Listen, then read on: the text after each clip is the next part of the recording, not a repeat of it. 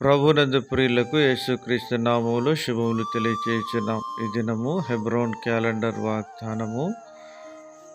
చెడ్డవారు భక్తిహీనులు నీతిమంతుల తలుపునొద్దను వంగుదురు. సామెతల గ్రంథము 14వ అధ్యాయము 19వ వచనంలో దేవుడి మాటలు తెలియచేయుచున్నాడు. ప్రియమైనటువంటి దేవుని ప్రజలారా, ఆదికాండము 6వ అధ్యాయము 5వ వచనంలో నరుల చెడుతనము భూమి మీద గొప్పదని, వారి యొక్క హృదయములను ఊహంతయు ఎల్లప్పుడూ కేవలం చెడ్డదని యెహోవా చూచి అని బైబిల్లో రాయబడుతూ వచ్చింది. ప్రియమైనటువంటి దేవుని ప్రజలారా, మానవుని యొక్క హృదయము చెడుతనంతో నింపబడుతూ వచ్చింది. ఈ చెడుతనం అనగా పాపము అని బైబిల్ సెలవిస్తూ ఉంది. మరి దురాలోచనలు, జారత్వములు, దొంగతనములు, వ్యభిచారములు, మత్సరములు, కాముకత్వం, అహంభావము, అవివేకము, ఈ చెడ్డవన్నీ హృదయంలో నుండి బయలువెడలి మనిషిని అపవిత్రపరచునని బైబిల్ సెలవిస్తూ ఉంటున్నది. చెడిపోయినటువంటి మానవుని యొక్క స్థితిని బాగు చేయడానికి ప్రభువైన యేసుక్రీస్తు వారు ఈ లోకానికి వచ్చినారు. ఆయన మానవుని కొరకు సిలువలో ప్రాణం పెడుతూ వచ్చినాడు.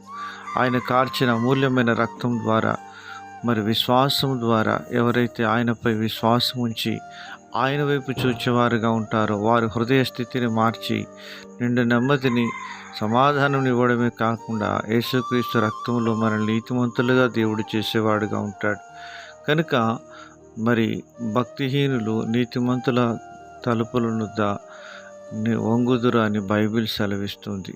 చెడుతనం అనేటువంటిది మనల్ని తలవంపుకు తీసుకొని వచ్చేదిగా ఉంటుంది.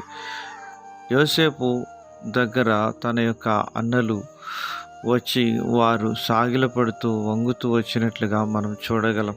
ప్రియమైనటువంటి దేవుని ప్రజలారా, యోసేపు మేలు చేస్తూ వచ్చినాడు, తన అన్నలు తనకు కీడు చేస్తూ వచ్చినారు. మేలు చేసేవారు తల ఎత్తుకునేవారుగా ఉంటారు, కీడు చేసేవారు తల దించుకునేవారుగా ఉంటారు.